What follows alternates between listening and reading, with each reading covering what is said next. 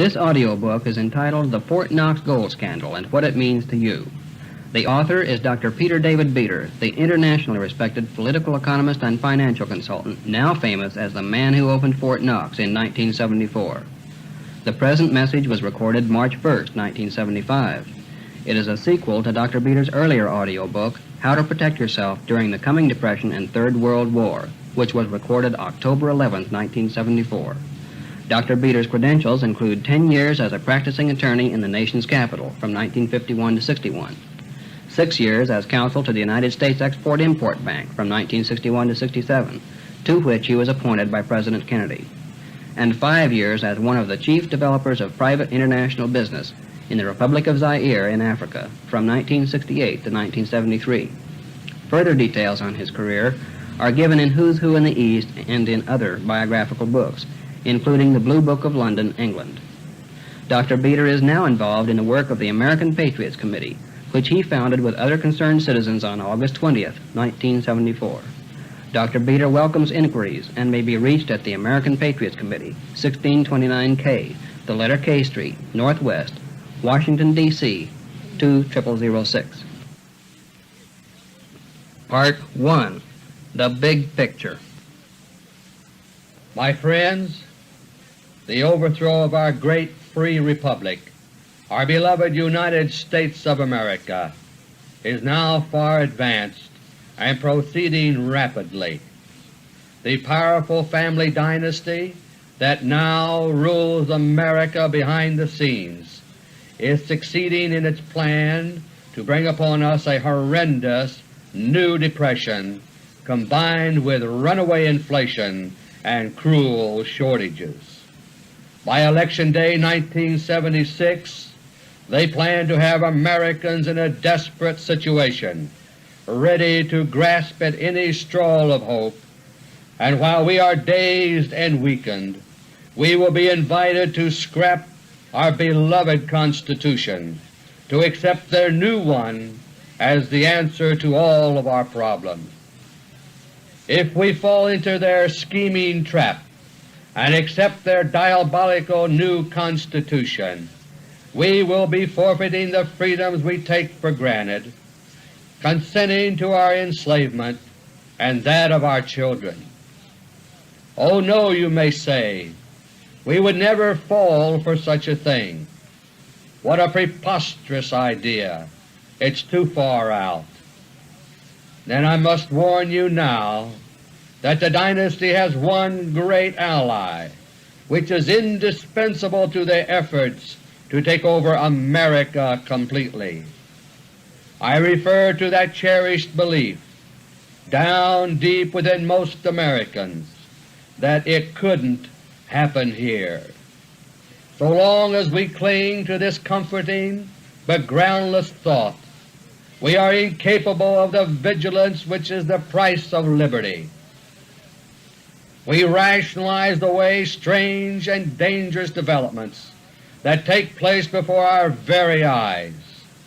Instead of raising questions and demanding the truth from those who are supposed to be our public servants, we lull ourselves to sleep telling ourselves, I guess what they're doing must be okay, even though I don't like it and I don't understand it.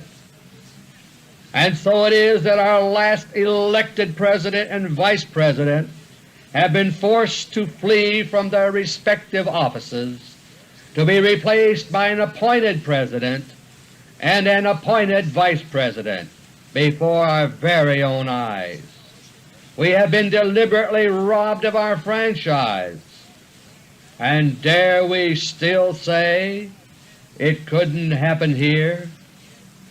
My first audio book recording, made in October 1974, alerts you to the existence of the powerful family dynasty in America and explains how they have connived for over a century to gradually seize control of America. That message also outlines their game plan for the next several years and offers concrete suggestions on how to protect yourself. The dynasty's plans are still as I described them in my message of October 1974, but there have been important new developments. I want to make you, the American public, aware of some very significant events which have occurred over the past several months, matters about which you have been kept in the dark by the major news media controlled by the dynasty.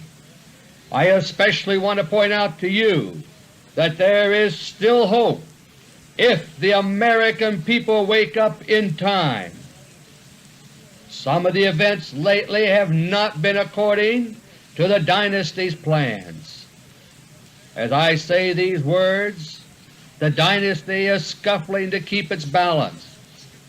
They are now using all the powers at their command to keep the lid on a huge scandal, a scandal bigger than the Tibet Dome in which the dynasty was involved, a scandal bigger than Watergate which the dynasty brought about, a scandal so big it could stop the dynasty in their tracks if the American people find out what they have done. I refer to the Fort Knox gold scandal, the theft of America's gold supply, and the destruction of our dollar by the dynasty through their agents within our government. Part 2. My friends, in late December 1974, the great gold robbery was nominated by William Safire of the New York Times as one of the 4 candidates for the biggest news story of 1975. And no wonder. For one thing, making off with America's gold supply will doubtless go down in the annals of crime as the biggest theft in all of history, around $50 billion at the current market price of gold. For another thing, the alleged burglars are none other than the kingpins of America's most powerful family, people whose names would top any social register, and who are associated in the public mind with good manners and philanthropic activities. But most of all, this astronomical case of embezzlement will, unless it is corrected soon, leave America utterly defenseless against the chill wind of monetary instability that is sweeping the entire world. And herein lies the danger for the dynasty. They have made mistakes. They have left a trail. Their guilt can be proven. If their strenuous efforts to suppress the truth do not succeed, the American public will be able to see them for what they are: suave, manicured traitors who have wounded our beloved country more grievously than Benedict Arnold ever thought of doing. Here now is what has been happening. You will probably recall the visit which congressmen and newsmen made to Fort Knox on September 23, 1974, to look at America's gold stored there. This so-called gold inspection visit, which was unprecedented, was arranged by our government purely as a publicity gimmick to try to defuse my charges that the gold had been illegally removed by private interests. Only one of the 28 compartments was opened to display gold to the visitors, and that compartment was selected ahead of time by government officials. The compartment that the visitors entered into was indeed stacked from floor to ceiling with some 36,000 metal bars, but they had a noticeably reddish hue instead of the golden yellow for which gold is renowned. The reason for this odd color, my friends, is that what the visitors saw was not pure gold, that is .995 fine or better, as required for use in international monetary settlements. It was instead melted down coin gold containing 10% copper, something known in monetary circles as junk gold. Of course, such highly impure gold does have some value in a market sense, but not as backing for currency, since no nation on earth would accept it for that purpose. Thus for monetary purposes, and that was what the Fort Knox visit was all about, the visitors saw nothing that could be counted as part of America's alleged monetary gold hoard. A number of the visitors noticed a very apparent reddish tint to the bars, but not being gold experts, no one thought to ask about it during the news conference held afterward by Mrs. Barry Brooks, the Director of the United States Mint. Thus the visitors' day at Fort Knox ended in a light-hearted carnival atmosphere, just as it had begun, when the visitors chose popsicle sticks to determine their order in viewing the open compartment. Mrs. Brooks happily said, "See, it's all here," and then sent the congressmen and newsmen off on their happy way like a bunch of Cub Scouts leaving a den meeting.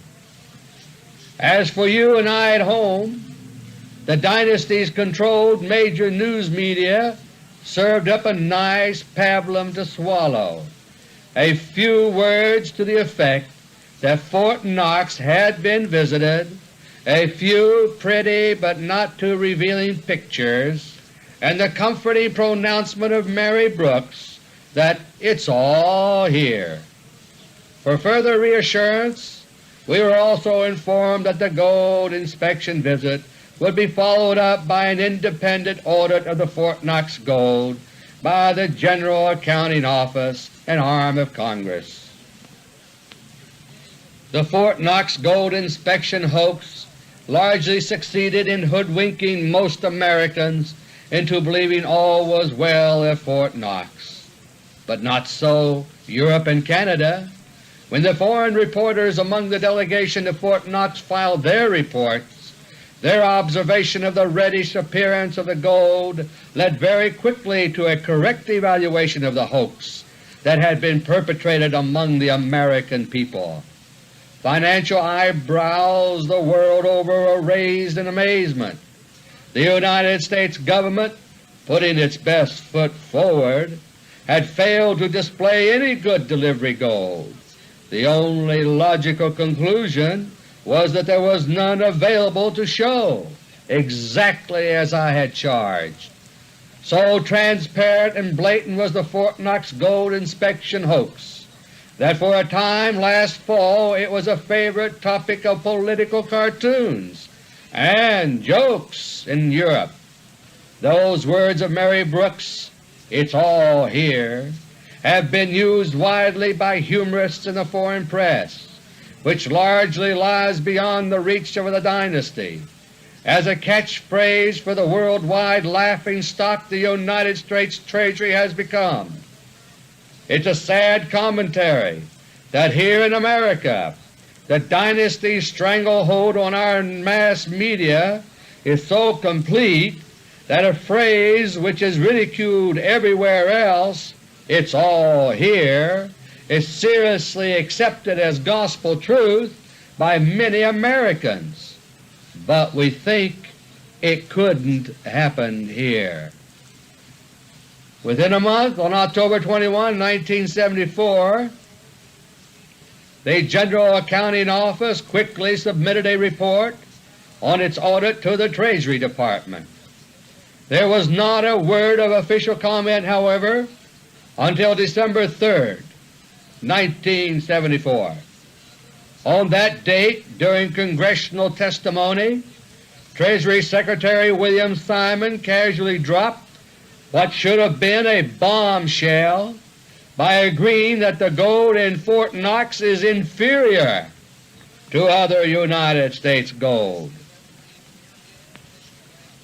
That is an admission that there is no good delivery gold in Fort Knox, and as such flatly contradicts an official Treasury document dated August 31, 1974, which shows 24 million ounces of good delivery gold in Fort Knox. And to make matters worse, even the document of August 31 conflicts with previous official documents showing 147 million ounces of monetary gold in Fort Knox, more than 6 times as much. But our major media, doing the dynasty's bidding, virtually ignored Secretary Simon's astonishing testimony concerning the poor quality of the gold in Fort Knox. What the media did choose to report, giving the public exactly the opposite impression about what was going on, was Secretary Simon's announcement during the same testimony that on January 6, 1975, the Treasury would auction off 2 million ounces of gold. Then on December 9, 1974, quietly and unnoticed by the general public, the Treasury unlawfully bought 2 million ounces of gold from the tiny Exchange Stabilization Fund so as to have something to sell on January 6, 1975, in their effort to discredit my charges that America is gold poor. By interesting coincidence, the Treasury's purchase completely emptied the Exchange Stabilization Fund. On December 11, 1974, Mr. Thomas Wolfe, Director of the Office of Domestic Gold and Silver Operations of the United States Treasury, confirmed that the General Accounting Office audit of the Fort Knox gold had been completed as of some undefined earlier date. And yet the news conference to release the audit, which the Director of the United States Mint had earlier promised for December 23, 1974, failed to materialize. Instead, as that date approached, the release date for the audit was suddenly delayed to January 31, 1975 without explanation. Meanwhile, I was informed through my confidential sources that the Treasury and the General Accounting Office were trying to collaborate on what to say in an audit report that would not be too dangerous to release to the American people. The audit itself, according to my sources, reveals that there is nothing left in Fort Knox except some 90,000 bars of junk gold, unfit for international monetary settlements. If this is what the audit shows, it is in complete agreement with my charges. On January 6, 1975, the celebrated auction, so-called, of United States gold was carried out. The auction had only one purpose: to fool the American people into thinking we still had gold, while in reality squeezing out one last little bit of bullion from our country. But mounting public enthusiasm over gold, combined with lingering suspicions about Fort Knox, had created a potentially dangerous situation for the dynasty, which they had to nip in the bud. They dared not allow demand on January 6th to exceed the 2 million ounces, which were put up for sale, since the Treasury then would have been expected to arrange promptly for a second auction, something they could hardly do since there are few ounces of good delivery gold left in America. America is gold poor. The solution to the dynasty's problem was to precede the gold sale with a 4-week blitz of anti-gold propaganda through their major news media outlets. Suddenly the country was overrun with writers and newsmen who had become instant authorities on gold. Americans were flooded with warnings about the great gold sale fiasco which would be expected on January 6th. Even the United States Treasury itself warned potential United States gold dealers to stay away.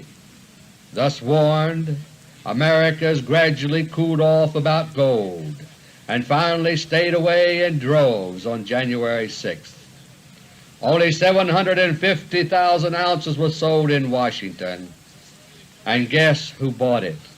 You're right, 500,000 ounces went to dynasty interests, while 250,000 ounces went to a foreign group that cooperates with the dynasty. Before the auction, most of the rest of the gold had been dumped on the London market, depressing gold prices there. After the sale, Treasury Secretary Simon congratulated the bamboozled American people for their wisdom in staying out of the gold auction. Only 2 days later, those foolish few who did buy gold at the auction, namely the dynasty and their collaborators, were rewarded by seeing the value of their bullion jump by more than $10 an ounce, the biggest gain in history for a single day of gold trading. Thus the gold auction of January 6th served the interests of the dynasty perfectly, and as usual at the expense of the trusting American public. But the problem of the Fort Knox gold audit still remained. The new release date of January 31 came and went. The audit was not released, and once again no explanation was given. As I say these words, most Americans still don't realize what is going on. The dynasty's controlled major news media have blacklisted and boycotted the story of the Fort Knox gold scandal, and it will require great courage for any news media, even the handful not yet directly controlled by the dynasty, to break the story. But the Fort Knox scandal cover-up is beginning to come unstuck. The story has now been broken in Europe by Mr. Gordon Tether, perhaps the world's most influential financial writer, in the Financial Times of London for February 11, 1975. Mr. Tether's words speak for themselves. Quote, "Close observers of the Fort Knox mystery assure me that this, so far unexplained, official procrastination, read in conjunction with other circumstantial evidence, strongly suggests that it is no longer a question of whether there is a discrepancy between the figures and the physical reality, but what the size of the gap is. It is hardly necessary to point out that, if it does become apparent that the Treasury has itself been the seat of a scandal of Watergate-type proportions, the consequences for America in general, and her dollar in particular, could be very serious. The puzzling thing is why the Administration is not hastening to demonstrate that there is no cause for concern if it is in a position to do so." Unquote. Within hours the Tether article flushed out an odd 2-page document consisting of a report on the audit, which was quietly delivered to interested parties in Congress. Its purpose was apparently to blunt the effect of the devastating article by Mr. Tether, but as such conveys a note of desperation. It is cleverly written to give the appearance of substance, but careful reading reveals that nowhere does it give the results of the audit. A few days later, responding to steadily mounting pressure, Director of the Mint Mrs. Mary Brooks admitted in writing for the first time that America's gold supply consists mostly of melted coin gold, that is, junk gold. As of March 1, 1975, the date of this message, the General Accounting Office audit of the Fort Knox gold still has not been released, even though it was completed over 4 months ago on October 21, 1974. No explanation for the delay has been given, but my confidential sources inform me that high-level pressure from the dynasty to massage the audit is taking quite a toll. As of this moment, I am informed that one of the General Accounting Office's auditors has resigned in protest and that 2 others have refused to sign the audit. Furthermore, the resignation of at least one of the high officials ensnared in this sad drama has now been tendered, though it has not yet been accepted. As events are now progressing, the Fort Knox gold theft will in all probability be a major national scandal this year, 1975. It will implicate not only public officials but influential people in the private sector as well. The infamous Teapot Dome scandal of the early 1920s was used by the dynasty to crush their rival in crude oil, Harry F. Sinclair. More recently, the dynasty engineered a major scandal called Watergate to crush President Nixon for their own political advancement in power. The Fort Knox gold scandal, in which the dynasty is now involved, will also crush its victims, but this time there is a difference. This time the scandal did not erupt at their instigation. The gold theft was supposed to proceed quietly, do its immense damage, and never be detected. But they have made mistakes, important mistakes, because they can be traced. And this time it is the dynasty itself that may well be crushed by their own greedy misdeeds. If they can, if we allow them to, the dynasty will yet find a way to sidestep the crushing response to their actions, and let those who have merely followed their orders be smashed in their place. We therefore dare not be complacent. If we permit them to escape the justice they so richly deserve, it is we, the American people, whom the dynasty will crush next by means of the political and economic chaos they are deliberately bringing upon us all. Part 3. Our Planned Economic Collapse. My friends, I have dealt at some length with the Fort Knox gold scandal for very good reason. For one thing, it illustrates how the American people are being swindled daily by the dynasty's major news media. But that is not why I have discussed it so fully. It is also a crime, a theft so immense, so mind-boggling, that any other great robbery you can name shrinks into invisibility by comparison. But even that is not the measure of its importance. The true significance of the Fort Knox gold scandal is its pivotal role as part of the dynasty's grand design to complete their takeover of the United States of America by bringing about an economic catastrophe and turning the resulting political upheaval to their own ends. If you are a typical American citizen, you probably couldn't care less about gold bullion hidden away in government vaults, monetary affairs, and the like. To you, quite logically, money is just a medium of exchange. The gold in Fort Knox is supposed to back up our money, and that's about all there is to it.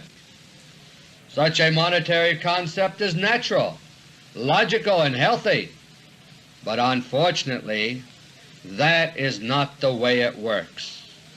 The manipulation of money and its relationship to gold is a source of incredible economic and therefore political power. Centuries ago, a powerful international banker summed it all up in a famous dictum to the effect, "Give me the right to issue a nation's currency, and I care not who writes the laws." The context of his statement was not that he would thus be content with his wealth, but rather that the writers of the laws would find it necessary to do his bidding. So well did our Founding Fathers recognize the dangers from this source that they wrote strong provisions into our Constitution to prevent such abuses. But the dynasty that began developing a century ago in America was quick to recognize the vast power they could wield if they could cause these and related constitutional safeguards to be ignored. In my message of October 1974, I reviewed for you the emergence of the dynasty and their achievement of several major objectives that made 1913 a major turning point in our history. One of these was their successful creation in 1913 of the very thing Jefferson had warned against, their unconstitutional private central banking system known as the Federal Reserve System. In the wake of the crash of 1929 and the Great Depression that followed, Congressman Lewis McFadden, Chairman of the House Banking and Currency Committee, waged a courageous campaign against the Federal Reserve that ended abruptly with his death by poisoning. Referring to the Depression, he declared, "It was not accidental. It was a carefully contrived occurrence." And he added that those who had brought it about, using the Federal Reserve and other means, sought to bring about a condition of despair here so that they might emerge as the rulers of us all. Few people are aware of it today, but there was a great deal of evidence to back up Congressman McFadden's charges that the crash and depression were deliberate. But as it turned out, the Great Depression, as bad as it was not quite severe enough to induce Americans to throw away our system of government, even though our republic was reduced to a very precarious condition. The American people had proven to be tougher than the dynasty expected. Their first attempt to take our country away from us had failed, and so the dynasty began a long-range plan for a second attempt at a complete takeover of America, and this time they would leave nothing to chance. First, capitalizing on the economic woes they had created, they set in motion a wide range of social legislation to vastly increase the power of the Federal Government, which they dominated increasingly. They began the planning of World War II for two purposes. One was to increase the dynasty's power worldwide at the expense of certain troublesome oil rivals overseas. The other was to further vastly expand the domestic power of the Federal Government, dominated by the dynasty, through a wide range of wartime emergency measures which would not be undone after the war. Withholding of income taxes from your paycheck is but one example of this. Their plans for World War II worked out very well for the dynasty, the federal government emerged from the war greatly enlarged and with far broader domestic powers, and with a dynasty firmly in charge. Overseas, the dynasty's crude oil competition from Great Britain had been broken, and the sun began to set on the British Empire. America was number one, and the dynasty was number one in America. Their plan continued. They would now gradually sap America's economic strength through massive foreign aid programs and no-win wars, siphoning off America's wealth into the dynasty's coffers overseas. By the same means, they would gradually bring about internal dissension and loss of confidence among the American people. They would in every way cause our government to increasingly ignore our constitutional safeguards and then blame our resulting problems on the Constitution itself. They would prepare a new Constitution to suit their own purposes and have it ready. They would condition us for several years ahead of time to accept various things that would seem to be described in the new Constitution. They would quietly promote for years the idea that our Constitution had become obsolete. Then at last, when all was in readiness, they would once again put us through the wringer of economic depression to trigger the political changes they sought.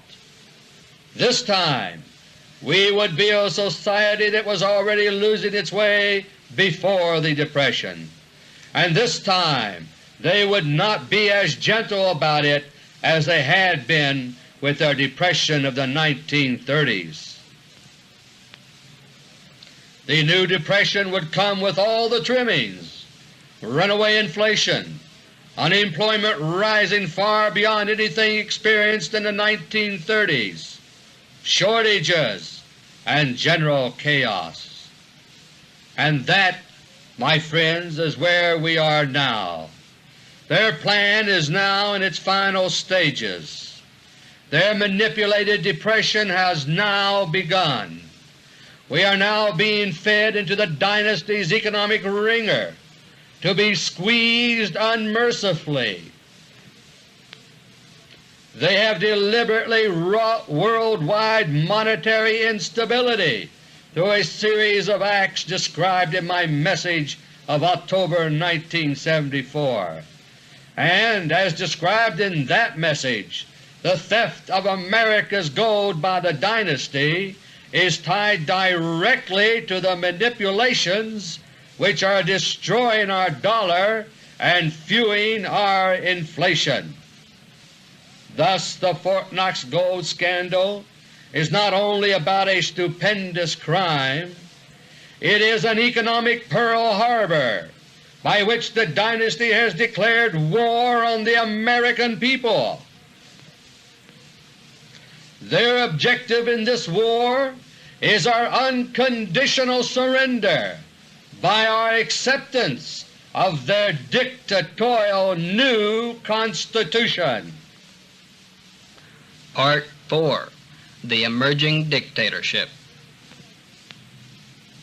My friends, since my message of October 1974, the dynasty's overall plan has not changed at all, but there have been some adjustments in their tactics and their timing, and others can be expected from time to time. The key revision of their timing came on December 16, 1974, on the island of Martinique, where there was a meeting between Presidents Ford and Giscard d'Estaing of France. The head of the dynasty, whose presence at the meeting was not generally publicized, agreed to allow France to revalue its gold holdings at the current market price every 6 months, but on one condition: no government shall officially repeg the gold price for an interim period of 2 years, that is, till the end of 1976. In other words, the dynasty is now allowing itself that long, instead of a year and a half, to push gold prices above $2,000 per ounce, and then peg it officially at an international monetary conference at $2,000 per ounce. Thus, as predicted in my October 1974 message, Europe is now moving rapidly back onto a gold standard. In January, France revalued its gold holdings at $170 an ounce and will apparently support gold at that price. This means that there is now a floor of $170 under gold prices. French currency is again on what amounts to a modified gold standard, and the American dollar has been devalued indirectly. Official devaluation of the dollar for the 3rd time can be expected soon. As predicted in my message October 1974, scattered failures of major banks have occurred, chipping away at public confidence. There will be more such occurrences. The gold zoom signal given in my October 1974 message was fulfilled in November 1974. Gold prices promptly started up rapidly, but the dynasty aborted that takeoff, as I have discussed in connection with the January 6th gold sale.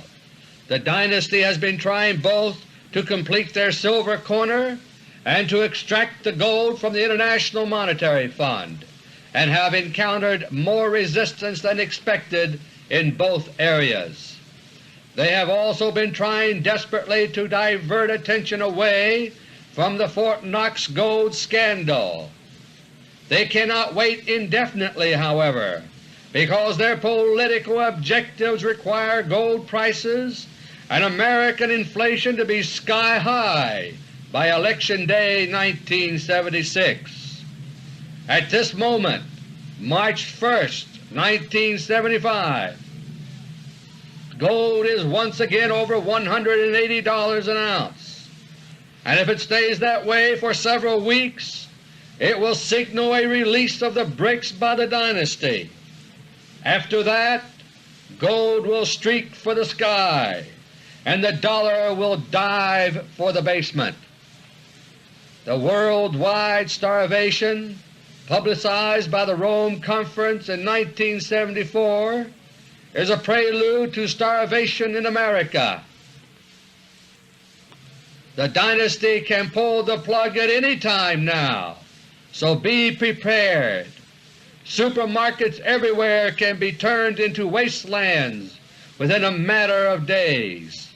However, the major crunch nationwide is now planned for the fall of 1975. Nelson Rockefeller was confirmed as Vice President in December 1974 and plans to be President by June 1975.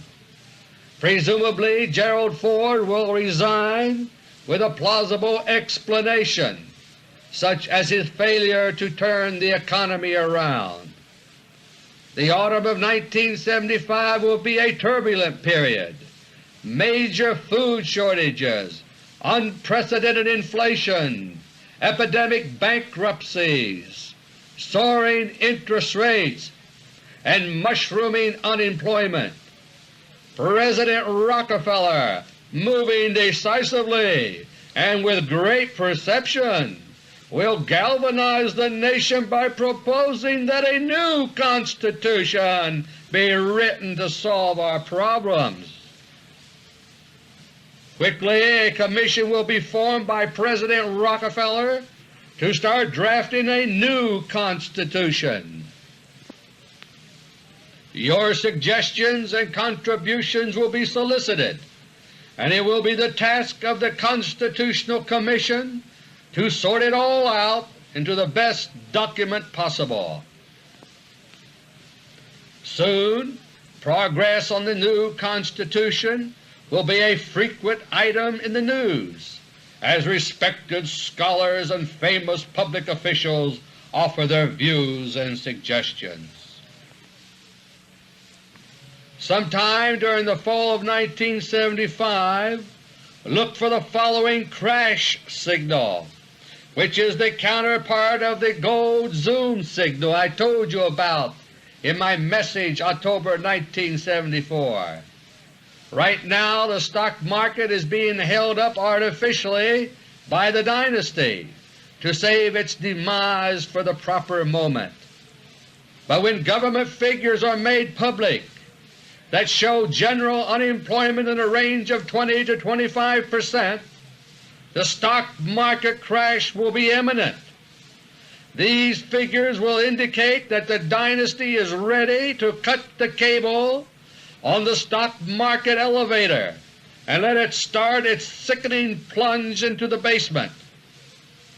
1976 will be a year of unmitigated economic disaster in the United States, with developments on the new Constitution as the only dependable bright spot in the news served up by the dynasty's media.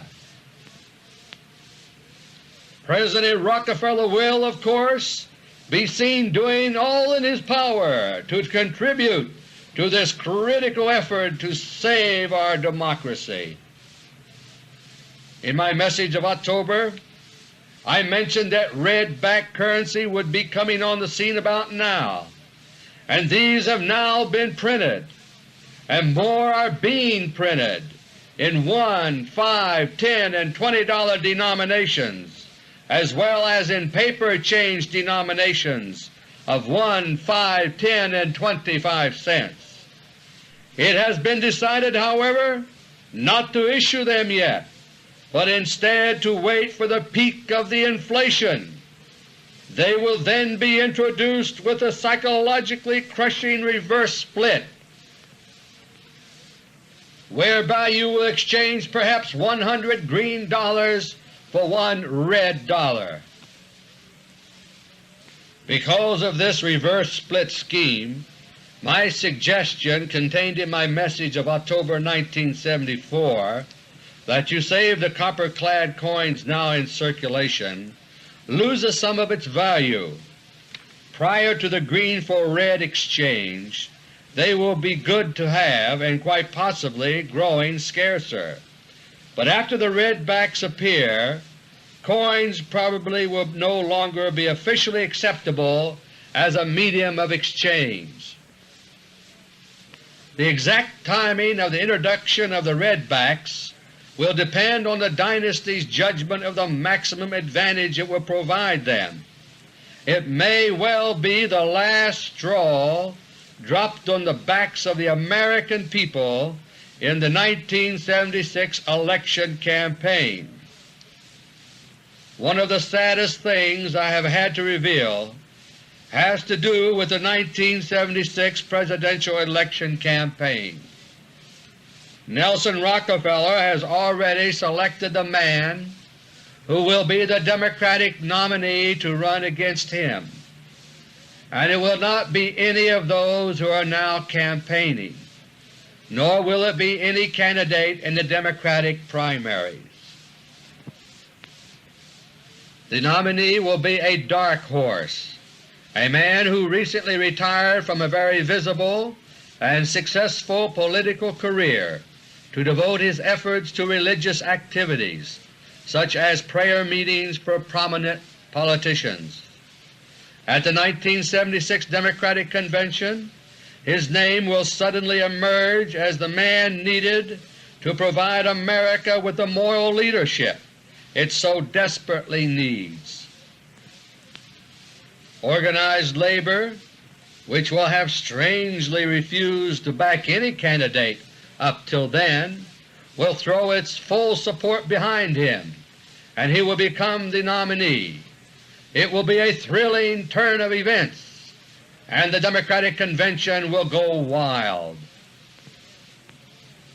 But the stage will have been set for a truly tragic contest between moral leadership on the part of the Democratic nominee and the mess of pottage held out to a starving America by President Nelson Rockefeller. The President will have made the new Constitution the only issue in his campaign, and the people at large will be voting in a referendum during that election to either accept or reject the Constitution.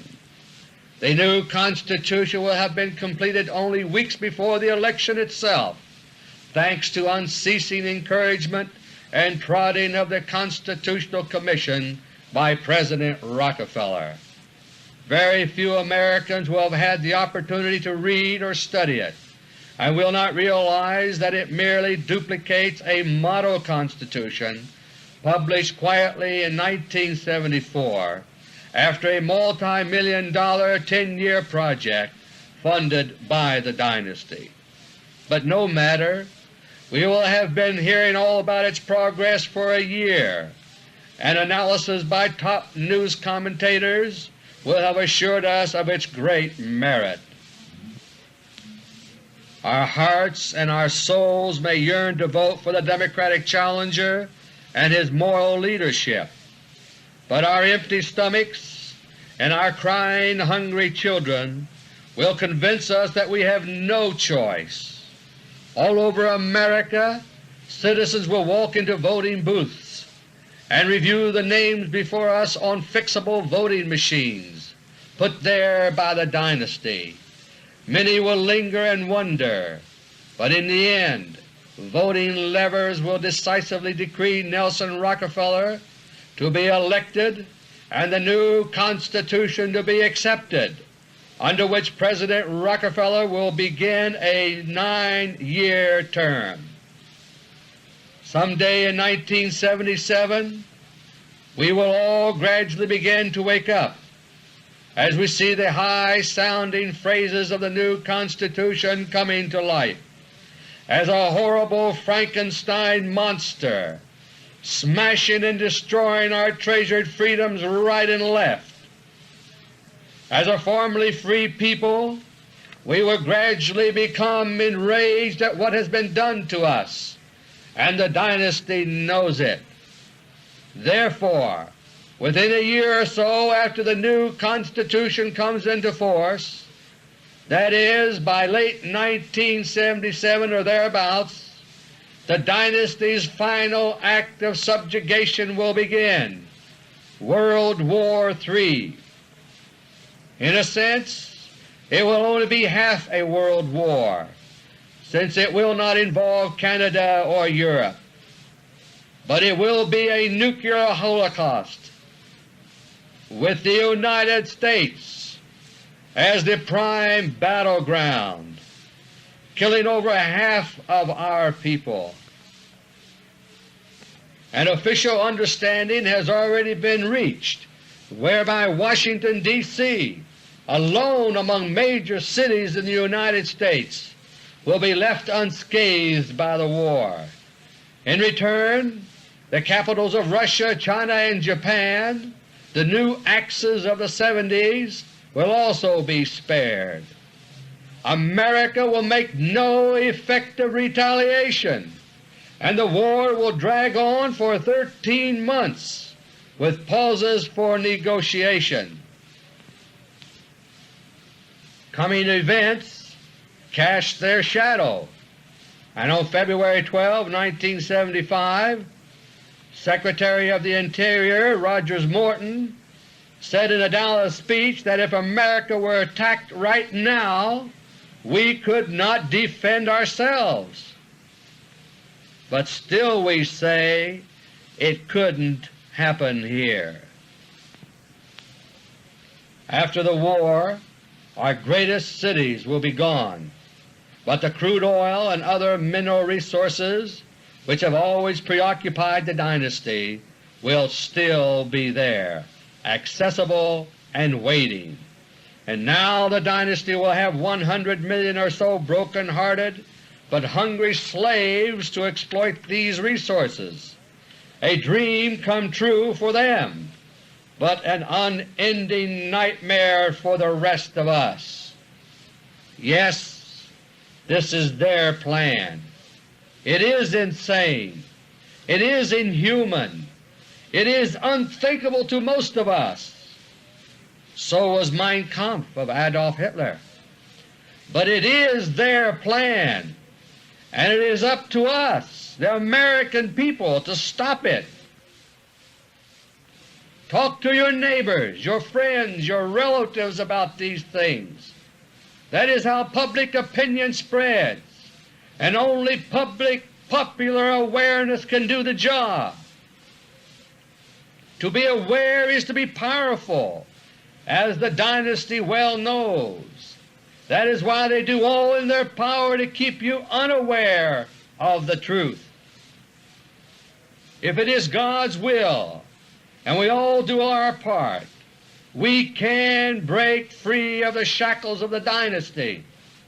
If we succeed as a people in doing so, our beloved United States of America can bloom as never before, with enthusiasm, initiative, and human dignity.